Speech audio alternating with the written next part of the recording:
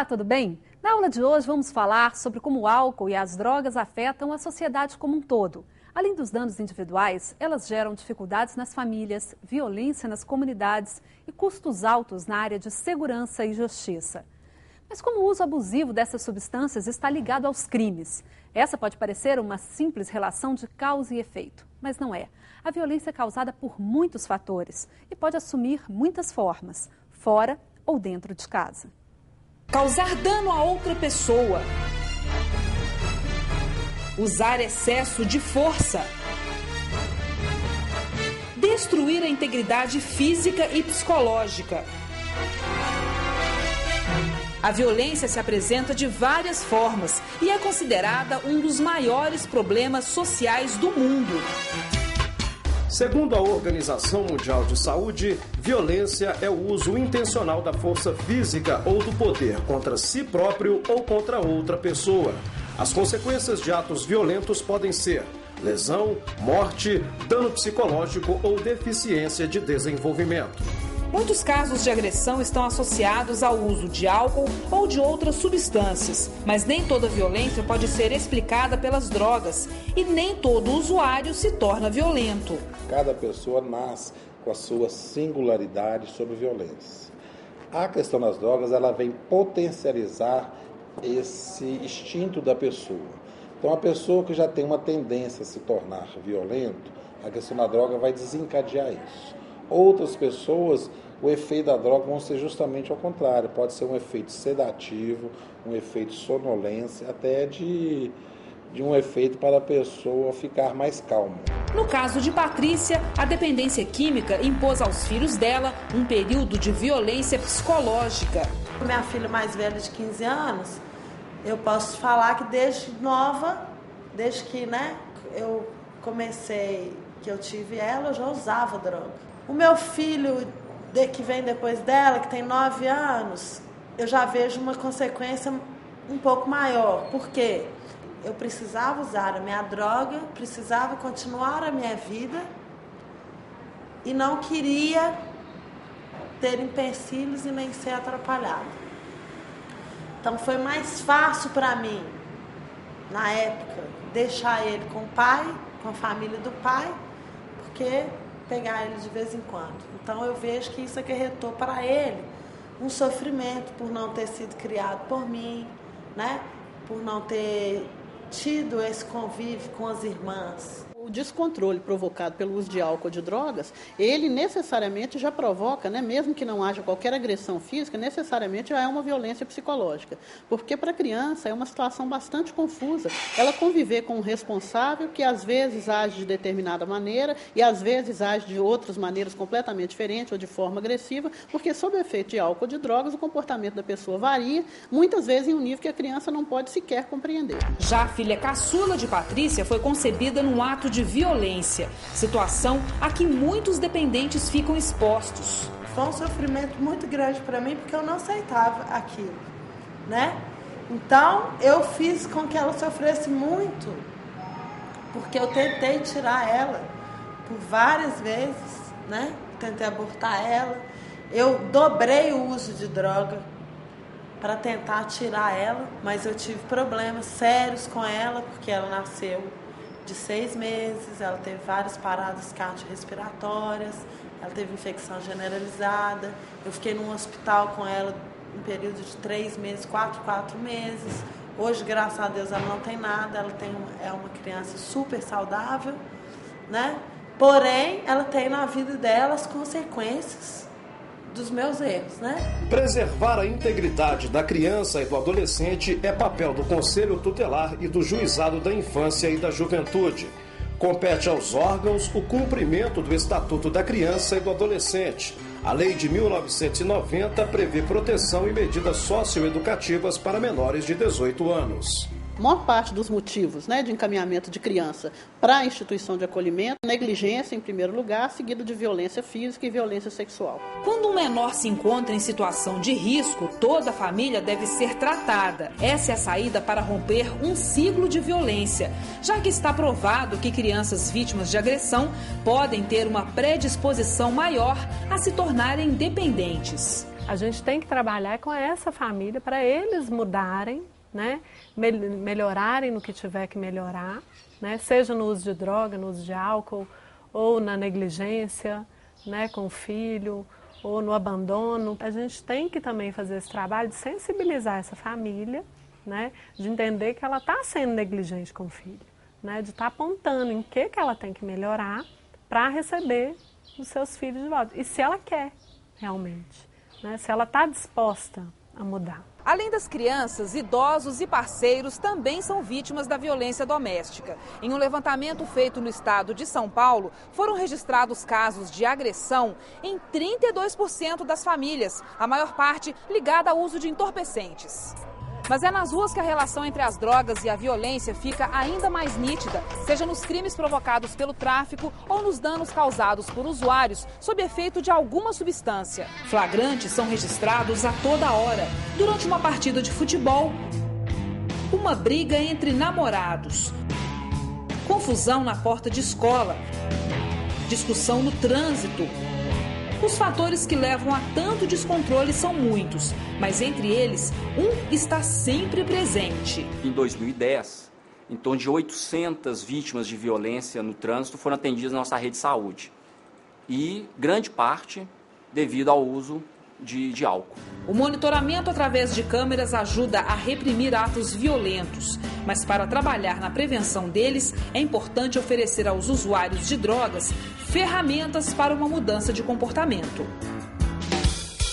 O Projeto Fred foi criado há 14 anos para ensinar tapeçaria a detentos.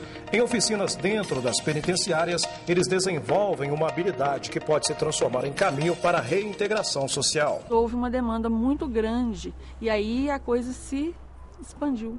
E hoje a gente trabalha com donas de casa, como alternativa de renda, com adolescentes em situação de vulnerabilidade social no uso ou tráfico de drogas, né?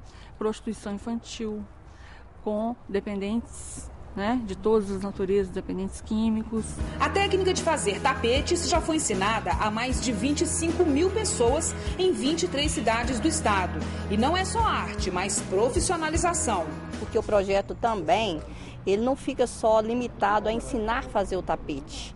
Ele tem uma promoção social mesmo. Então a gente oferece palestras, a gente que foca na área do empreendedorismo, para que eles possam dar continuidade a esse trabalho de uma forma mais consistente, né? Com mais autonomia.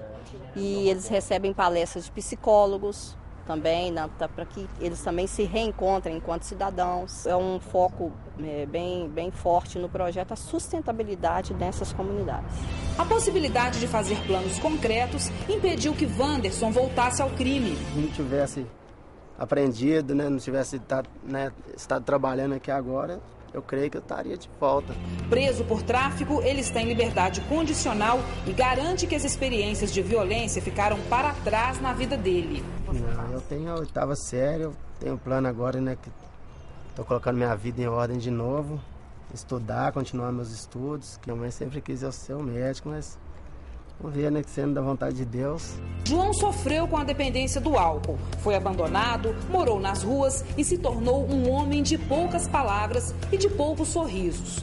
Hoje é funcionário do Projeto Fred e também trabalha com a tapeçaria. Uma das suas raras expressões de alegria surge quando fala da oportunidade que teve para mudar de vida.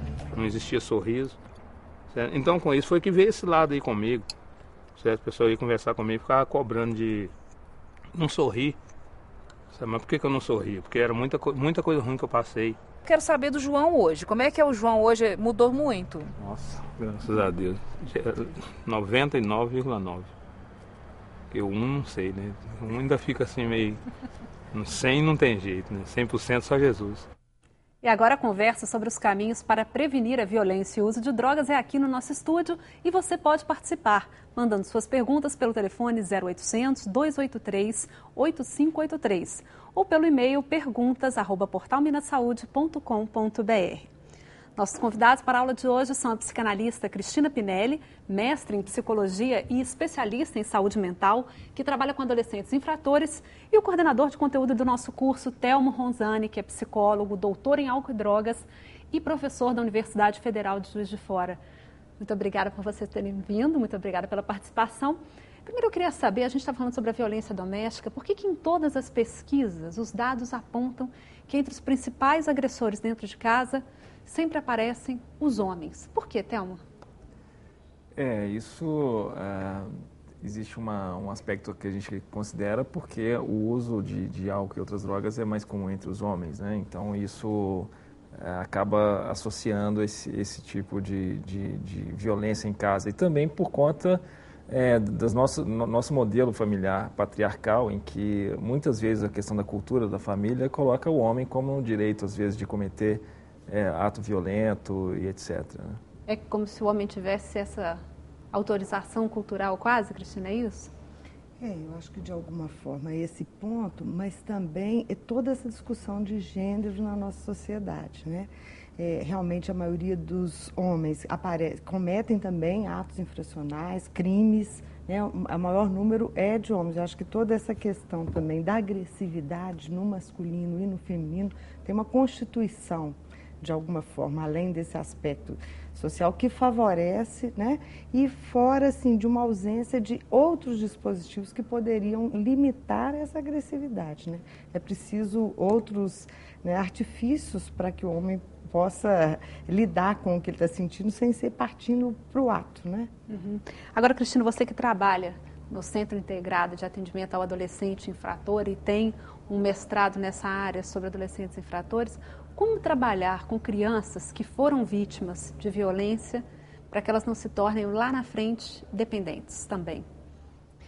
Essa é uma pergunta complexa e importante, porque o que a gente verifica, né, dos jovens que chegam é como que muitas vezes, e toda uma discussão que está sendo feita com a rede de saúde, de educação, é a importância da garantia dos direitos realmente nesse início, nesses primeiros anos de vida. Porque muitas vezes o que é que acontece? O adolescente, após cometer um ato infracional e receber uma medida protetiva, que chama-se particularmente para o tratamento, medida protetiva de tratamento, que ele chega à saúde, todo o esforço e a partir disso também que é feito um movimento para que ele possa ser inserido em outros aspectos da cultura, do esporte. Então a gente percebe que a prevenção teria que ser realmente essa articulação, né, desses outros campos, né, do esporte, tanto que a gente verifica nos projetos que a gente já acompanhou, os adolescentes têm uma dificuldade de chegar ao tratamento, né? E a partir do momento que eles chegam, que eles se inserem, eles começam a demandar cursos, participação, e aí é que tem que haver, né, de volta dentro dessa sua pergunta, e esse retorno a esses outros aspectos. É uma rede montada para fazer essa proteção? Complementando um pouco o que a Cristina colocou, que são pontos importantes, a gente nós já tivemos algumas aulas sobre prevenção, o papel da família, a gente já falou um pouquinho aqui no curso, né? A questão da prevenção que leva as pessoas a usarem drogas ou cometer algum ato infracional de uma forma geral, são coisas muito complexas que a gente não teria não é um unicausal, a gente tem várias causas, várias coisas acontecendo ao mesmo tempo, mas a gente já sabe, em relação ao campo de álcool e outras drogas, por exemplo, e até a questão da violência também, que o papel da família é importante, o suporte deve acontecer desde cedo. O papel do monitoramento dos pais em relação aos filhos desde cedo. O processo de educação no sentido mais amplo, não é só simplesmente passar conselhos, os conselhos são importantes, mas toda uma questão que envolve também comportamento, modelos, etc., que não naturalize nem a violência, nem o uso de drogas em casa. Isso está também articulado à rede de suporte social, que também deve estar direcionado para essa questão da proteção dessas crianças e adolescentes, que envolvem não só a rede oficial, rede estatal, mas também a rede comunitária também. Isso é fundamental a gente olhar um pouquinho.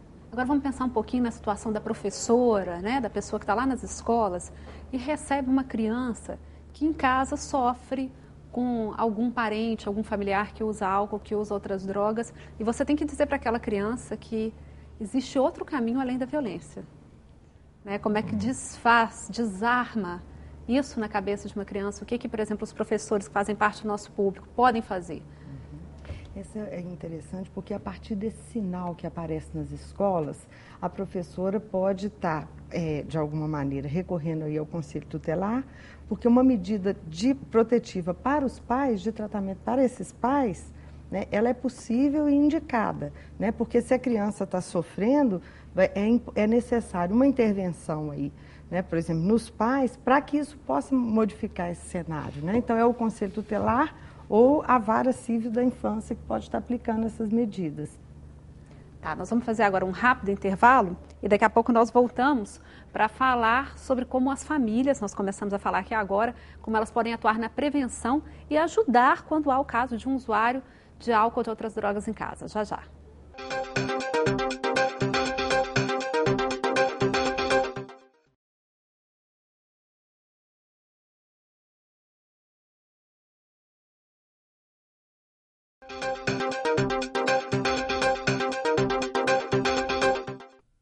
A presença de uma pessoa em casa que é dependente ou faz uso abusivo de álcool ou outras drogas gera conflitos, rompimentos e todo mundo sofre.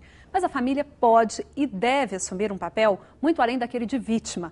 Muitas vezes está nas mãos dela levar o usuário a procurar ajuda e apoiá-la a persistir no tratamento.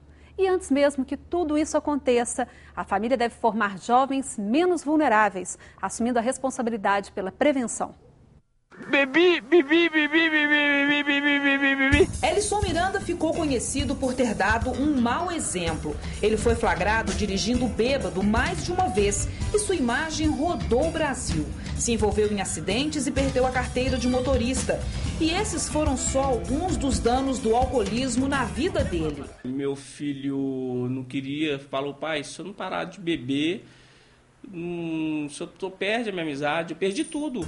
Elison sofreu a rejeição das pessoas mais queridas para ele, virou alvo de preconceito e se sentiu desvalorizado. Não teve apoio para se tratar, pelo contrário, só para beber mais. O que mais foi ruim foi o afastamento primeiro da sua família, né? Você perde sua esposa, seus filhos afastam de você. E a única coisa que você tem é amigos para que você pague a sua rodada, né? Mas a família pode aprender caminhos para evitar o abandono e transformar sofrimento em incentivo para o usuário de álcool e outras drogas. Aqui em Nova Serrana, na região centro-oeste do estado, representantes de uma organização não governamental ajudam familiares dos dependentes a lidar melhor com o problema. O grupo Amor Exigente, com sede em Campinas, no interior de São Paulo, também trabalha pela prevenção por meio do conhecimento. O grupo ensina, é preciso demonstrar amor pelo usuário, mas deixar claro que não se aceita o que ele está fazendo. Tomando atitudes, a gente provoca crises. E aí vem o cerne do Amor Exigente. É provocar crises, porque através das crises nós conseguimos mudanças positivas. Para isso, nós precisamos de grupos que nos apoiem e que estejam conosco neste processo. Os participantes aprendem que a dependência química é uma doença e não uma questão de caráter. Assim, bem orientados, eles se fortalecem e ajudam os parentes. Tudo que eu tenho de bom eu vou passar para minha amiga do lado, ou meu amigo do lado. Crenilda virou voluntária do grupo depois que perdeu o filho. Ela demorou a perceber que o menino era dependente. Ele me deu todas as dicas possíveis. Mãe, eu estou usando droga, mas eu não conseguia entender. E quando você percebeu, já era tarde, ele já estava dependente? Estava dependente. Ele falava comigo: mãe, quando eu completar 18 anos, eu estou fora dessa. E por uma infelicidade, uma fatalidade, né, a droga só leva para cemitério ou cadeia, não tem outro caminho. Infelizmente, eu perdi meu filho. Eu vim a perder meu filho quando ele completou 18 anos. Agora, ela ajuda outras pessoas a tratar o tema com conhecimento e sem estigmas. Quando se tem problema droga em casa, a vontade que nós pais sentimos é que se abra um buraco e a gente enfie a cabeça dentro. Por quê? Porque o preconceito é muito grande. A sociedade discrimina muito. E nesse grupo a gente vem aprender o quê? Que nós não estamos sozinhos. E que com as nossas experiências, com a nossa partilha, nós podemos sim ajudar um ao outro. Ninguém está aqui para acusar ninguém, para falar mal de ninguém, para culpar ninguém. O nosso objetivo aqui é único e exclusivo: ajudar. E a experiência comprova que dependência nada tem a ver com fraqueza ou outros defeitos morais. E bebia, era um safado, um sem vergonha e mil palavras, né, por detrás. Um preconceito. Ele nunca quer acrescentar nada. Pelo contrário, ele só traz desgosto. Vários estudos revelam as consequências do preconceito relacionado ao uso de substâncias químicas. Em uma pesquisa feita com dependentes, 6% dos entrevistados disseram ter tido atendimento médico negado. 16% contaram que foram rejeitados para dividir apartamento. 24% afirmaram que recebiam menos do que seus colegas de trabalho por causa da história de abuso de alguma substância. A discriminação gera angústia, raiva, queda da autoestima e autorreprovação. Fatores que impedem que o dependente procure ajuda ou leve adiante o tratamento.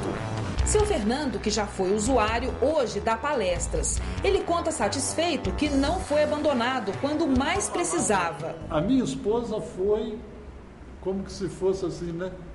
Uma peça valiosíssima nessa minha reabilitação. Família é fundamental. A família, ela tem esse poder de dar a mão, né, a um ente quando está com necessidade. Ninguém vai querer a desgraça de si mesmo. Começa por aí, né? Então, quando o sujeito está numa situação dessa, ele tem uma enfermidade. E essa enfermidade precisa de ser tratada, não é? Porque enquanto mais rápido se dê a mão ou puxa essa pessoa, é mais fácil tudo. Para oferecer ajuda a quem convive com a dependência em casa, é preciso acolher a família, conhecer suas culturas, crenças e normas, evitar julgamentos e preconceitos e ensinar a motivar o usuário a participar do tratamento. A gente podendo reunir e dar as mãos e fazer algo, um pouquinho que seja, às vezes uma palavra com um elemento que esteja numa situação difícil, um pouco mais de paciência, às vezes com um filho, com um esposo, com uma esposa, né? Porque droga não olha gênero, droga não olha se a pessoa tem idade avançada ou se não tem. A droga, ela invade, simplesmente. E depois, para desalojar ela, é um trabalho que vários têm que se envolver. Tudo num espírito de cooperação adequado à construção de uma vida cada vez melhor. Sempre com disciplina e exigência naquilo que a gente faz. Porque só assim que poderíamos viver o verdadeiro amor, amor com exigência. E foi por amor que Nayara entrou para o grupo há cerca de 3 meses.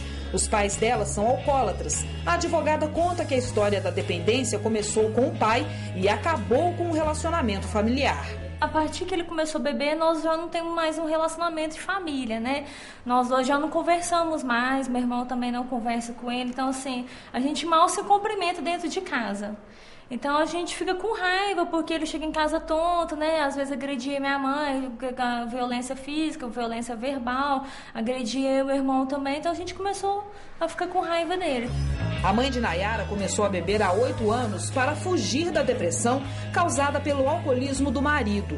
Depois que a filha passou a entender a doença, os conflitos em casa diminuíram. Antes eu agia da mesma forma que eles agiam comigo. Eu não tinha paciência. Eu não tinha tolerância para nada. E agora que eu comecei a participar do grupo, eu sou uma pessoa mais paciente. Aí o sentimento de raiva, aos poucos, vai diminuindo. A mãe prefere não mostrar o rosto. Ela decidiu fazer um tratamento no grupo Alcoólicos Anônimos e conta com o apoio de Nayara para largar de vez a bebida. Importa eu sair dessa, mas eu vou voltar para o AA para eu poder frequentar o Amor Exigente e pretendo ser uma voluntária do Amor Exigente.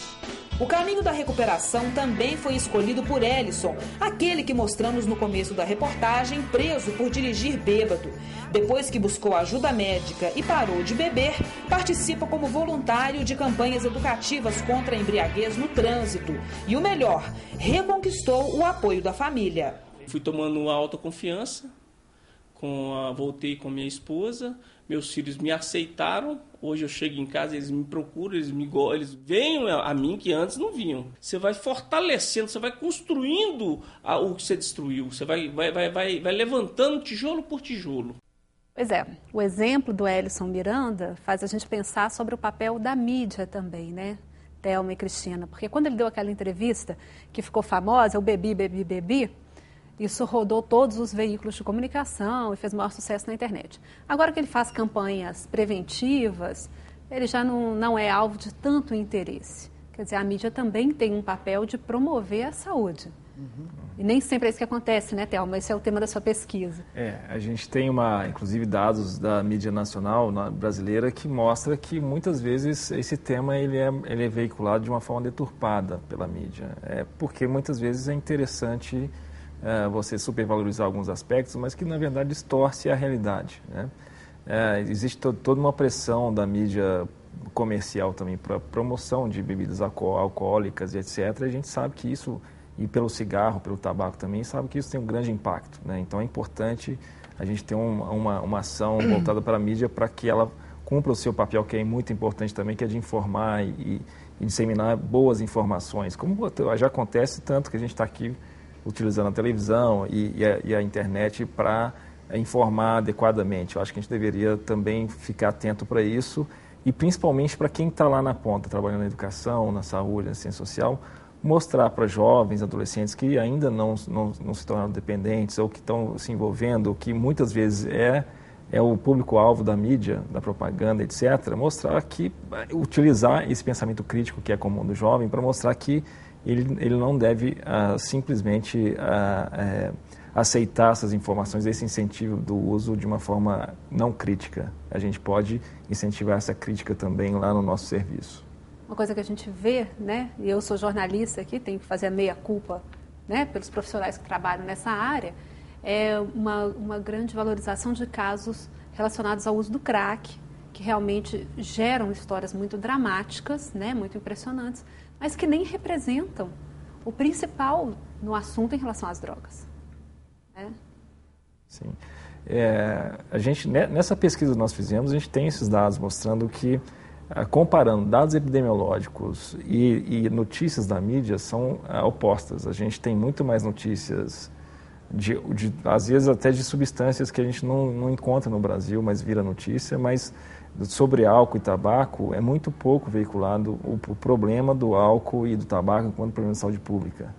Então a gente tem infelizmente, a gente tem essa distorção e que acaba criando a mídia como uma forma de disseminação de informação, de crenças e atitudes, uma naturalização muitas vezes do uso, porque a gente só entende que o problema é somente o usuário de crack, que é um problema sim que nós precisamos combater fortemente, mas a gente não pode esquecer que a gente tem usuários de álcool e tabaco que causa a grande maioria dos danos de saúde pública no nosso país. O maior impacto, né? E entre os adolescentes também de inalantes, de solventes, sim. Né, que são drogas até que dificultam o tratamento e que eles interrompam o uso. Né? E nem são drogas, né? O inalante, na verdade, é uma substância feita para outra coisa, né? Exatamente. É um thinner, é uma cola de sapateiro, quer dizer, ela nem é uma droga, né? Então... E é nesse sentido que, muitas vezes, fazer disso um valor de droga é que faz tornar o toxicômano. Porque aquilo que não seria para esse uso, ele utiliza e de uma forma destrutiva,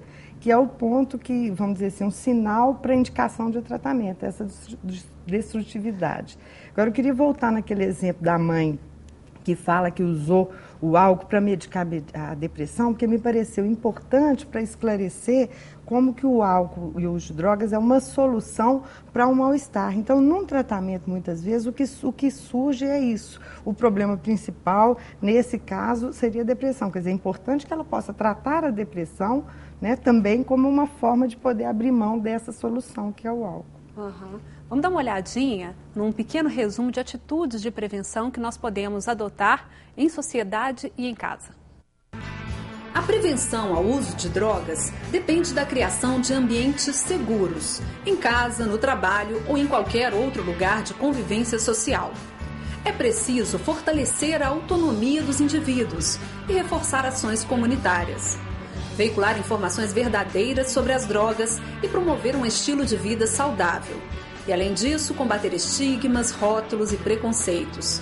Nas famílias que é onde se adquire valores, é importante evitar atitudes permissivas em relação ao cigarro, álcool ou qualquer outra substância psicoativa. São fatores de risco familiares a falta de afeto e de tempo de convivência. E medidas educativas confusas podem gerar jovens indisciplinados e pais sem autoridade. Para proteger crianças e adolescentes, é preciso estabelecer limites e regras coerentes, valorizar uma comunicação clara e conversar sobre o assunto das drogas de forma adequada à faixa etária de cada filho. Pois é, uma questão que a gente já vem discutindo aqui sobre as intervenções no grupo, né? No grupo familiar, no grupo social. Por que essas intervenções no grupo são mais eficientes do que as intervenções individuais? É importante, a gente tem dados e evidências de pesquisa mostrando da importância da prevenção na comunidade, porque você vai conseguir atingir um grande número de pessoas na sua ação. Então, a gente tem vários exemplos de literatura e de boas práticas no Brasil e em outros países, mostrando que a gente consegue ter um resultado mais amplo em termos populacionais quando a gente vai trabalhar no ambiente e pensar sempre na questão comunitária. Porque se a gente for só se preocupar unicamente com aquele caso individualmente, sem pensar na rede que ele está envolvido, a gente tem uma limitação muito grande da nossa ação. A nossa possibilidade de impacto da nossa ação fica muito limitada. Isso não quer dizer, Érica, que eu acho que a Cristina vai complementar bem, que a gente vá também desconsiderar os casos específicos, as individualidades que são importantes, porque a cada caso é um caso, tanto para prevenção quanto para tratamento. Mas ela precisa estar inserida dentro de uma ação de rede, dentro de uma ação que seja de base comunitária e ambiental também. E nesse sentido, esse aspecto do grupo, ele favorece muitas vezes o surgimento da demanda. A gente teve uma experiência com 2 projetos que nós acompanhamos na Vara da Infância, que foram experiências muito interessantes, porque o trabalho em grupo tinha um espaço utilizando materiais, um era com a AIC, que utilizava material de vídeo, e a seguir um grupo de conversa. E a mesma experiência com a Abraço, que eles utilizavam materiais, pintura e vários outros, e depois o espaço da conversa, como se o grupo favorecesse o surgimento de demandas, até por perceber ali que ele não está só, que outros têm a mesma questão, mas o espaço também, a partir do momento que surgem questões que têm que ser tratadas no individual, tem que estar também já apontado. Preservar também. Sim. Então, assim, até para o pessoal que está pensando em criar um projeto no centro de assistência social, numa escola, vale a pena criar grupos e oportunidades para falar sobre o assunto. Sim.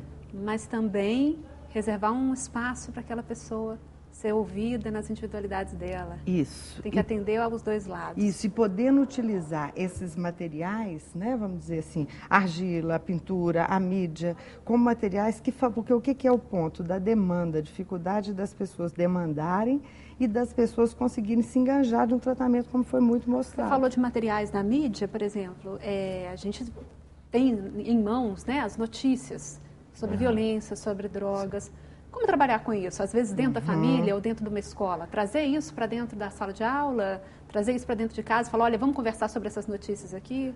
A Organização Mundial de Saúde ela tem trabalhado com uma perspectiva chamada de treino de habilidade de vidas, que no ambiente escolar ou serviços comunitários, isso pode ser facilmente aplicado, que uma das técnicas utilizadas é justamente isso, você trazer material da mídia para os jovens, por exemplo, para eles discutirem em grupo até que ponto eles estão assimilando aquilo sem uma perspectiva crítica, já que eles querem ser tão críticos e querem muitas vezes colocar a sua vontade própria, mas e aí nesse caso que você tem essa propaganda que diz que você deve beber, consumir álcool, tabaco ou notícias vinculadas com artistas que consomem drogas e acham que isso não vai ter nenhuma consequência daquele uso, etc.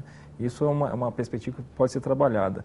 E junto a isso também, quando foi mostrado no VT, é muito importante para esses serviços, para esses alunos que estão nos acompanhando, identificar a rede de suporte que pode ajudar muito nesse trabalho de prevenção individual, grupal e até ambiental. A gente teve o exemplo do Amor Exigente, que várias cidades de Minas já contam com esse grupo, tem os Alcoólicos Anônimos e vários outros serviços que podem ajudar a aumentar essa rede, essa ação e esse impacto que tanto o professor quanto o profissional de saúde ou de assistência social pode fazer na sua escola, no seu serviço de saúde ou no seu centro de referência de assistência social, CRAS ou CREAS. Então, uma vez que ele identifica e articula, o trabalho dele vai ser muito mais facilitado.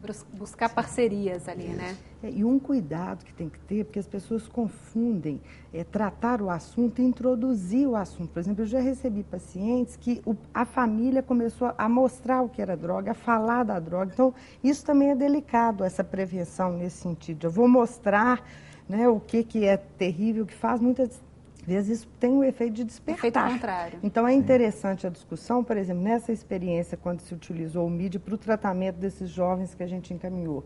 Eles trabalhavam muito mais a questão filmar, se ver falando, escutando a própria voz, os pontos da identidade, do que em si os aspectos da substância. Esse tipo de discussão ele é interessante também, para que os jovens percebam como que a gente está inserido num contexto em que a sociedade produz o crack, quer dizer, produz um objeto para manter uma alienação. Né? Os chineses tiveram uma época metade da população dependente de ópio. Isso foi introduzido pelos ingleses para manter uma alienação. Então, se eles perceberem essa lógica, isso já pode fazê-los interrogar, o que é interessante.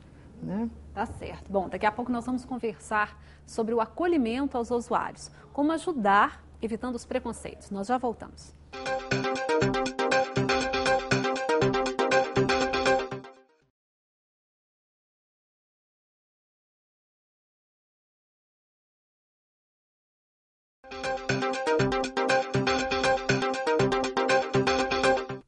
Ninguém pode dizer que a questão das drogas não é problema seu. É problema de todos nós. E quem está em instituições penitenciárias, centros de assistência social, unidades de saúde ou nas escolas, precisa saber como acolher o usuário. Nós fomos ao Centro Mineiro de Toxicomania, aqui em Belo Horizonte, mostrar o passo a passo do atendimento.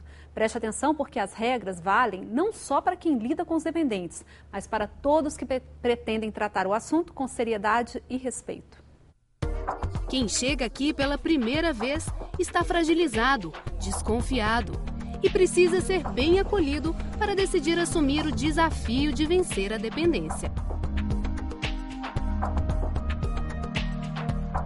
É o primeiro recebimento do paciente dentro da instituição para começar o andamento do tratamento desse paciente.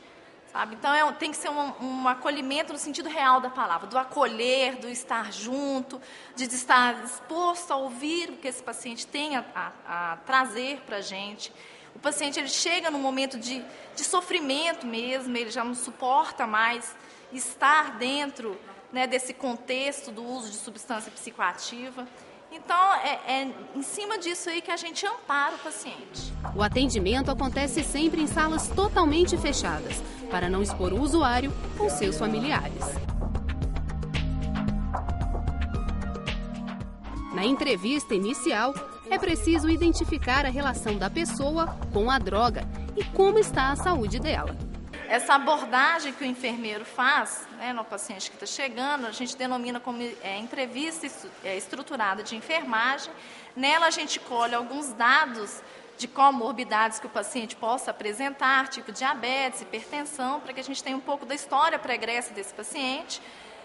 A gente também colhe um pouco do histórico do uso de substância psicoativa e a gente faz um breve exame físico desse paciente, avaliação de dados vitais, de nível de consciência, se esse paciente está apresentando algum fenômeno alucinatório.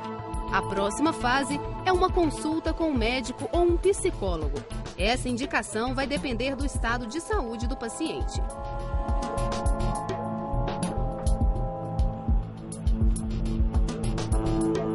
Essa questão da priorização, que é o segundo ponto do acolhimento, ele é para pesquisar se a pessoa está passando mal naquele momento. Se ele é priorizado, significa que o médico vai atender imediatamente. E é neste olhar que o médico vai definir se ele vai ficar no nosso leito de desintoxicação ou se ele tem uma possibilidade de evoluir mal e daí então nós vamos procurar o encaminhamento para a rede. Podemos, dependendo do caso, eu posso procurar o encaminhamento clínico, por exemplo. Toda a equipe se reúne para fazer o diagnóstico.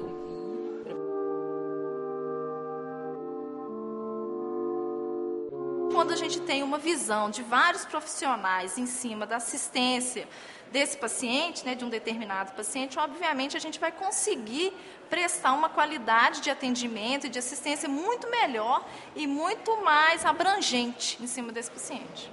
E para cada usuário é elaborado um projeto terapêutico individual. Vão ter pessoas que vão ser atendidas durante o dia todo, outras pessoas vão ser atendidas em ambulatório, vai depender da demanda, da necessidade do uso, da frequência de uso, de cada problema, né, de cada situação do paciente. Os profissionais procuram passar uma ideia positiva sobre o tratamento, deixando de lado preconceitos ou julgamentos. Qualquer profissional, qualquer pessoa que vai lidar com o usuário de álcool ou de outras drogas tem que ter respeito pela pessoa humana, e saber que aquela pessoa está ali porque ela está pedindo ajuda. A adesão ao tratamento e a continuidade dele dependem dessa postura. Acontece em casos dos pacientes que vêm no acolhimento, passam por este processo, às vezes não dão continuidade imediata ao tratamento, mas retornam em função deste acolhimento. Eu voltei porque da outra vez que eu vim, eu vi que aqui é sério, eu vi que aqui eu vou ser bem atendido, então por isso eu voltei. Este jovem de 21 anos, usuário de crack, está em tratamento graças à abordagem ao mesmo tempo séria e compreensiva que encontrou aqui. O médico, né, às vezes assim, a gente acha até chato, tantas perguntas que ele faz, que ele chega e tal, e pergunta se você teve recaído ou não, só que